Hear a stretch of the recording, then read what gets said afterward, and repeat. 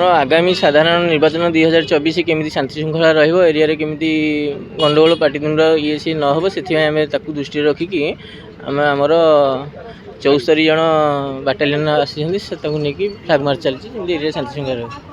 ଆମର ଆୱାରନେସ୍ ମାନେ ଆମର ଯେଉଁମାନେ ବିଶୃଙ୍ଖଳୀ ରହୁଛନ୍ତି ତାଙ୍କମାନଙ୍କୁ ଆମେ 110 ଆମେ ତାକୁ ଦେଇଛୁ। ତା ସହିତ ଆମର ଯେଉଁମାନେ ଏରିଆ ୱାଇଜ୍ ଯେଉଁ ପଲିଟିକାଲରେ ଇନଭଲ୍ଭ ରହୁଛନ୍ତି ତାଙ୍କୁ 107 ଦେଇଛୁ। ତା ସହିତ ଆମର ଯେତିକି ଅଛି ଆମର ସେନ୍ସିଟିଭ୍ କ୍ରିଟିକାଲ সেই অনুসারে আমার ফ্ল্যাগ মার্চ কড়াকড়ি ভাবে পালন করা যাচ্ছে। আইটি পেট্রোলিং আমার প্রতি মুহূর্তে যেতবে মানে সময় হচ্ছে সেই অনুসারে আমি যে মদুয়া ইয়ে সি যেমি বিশৃঙ্খলা মদ পিকি ন করিয়ে সেপাই আমার যে পেট্রোলিং সহিত তারপরে গাড়ি চেকিং কড়াকড়ি ভাবে চালছে।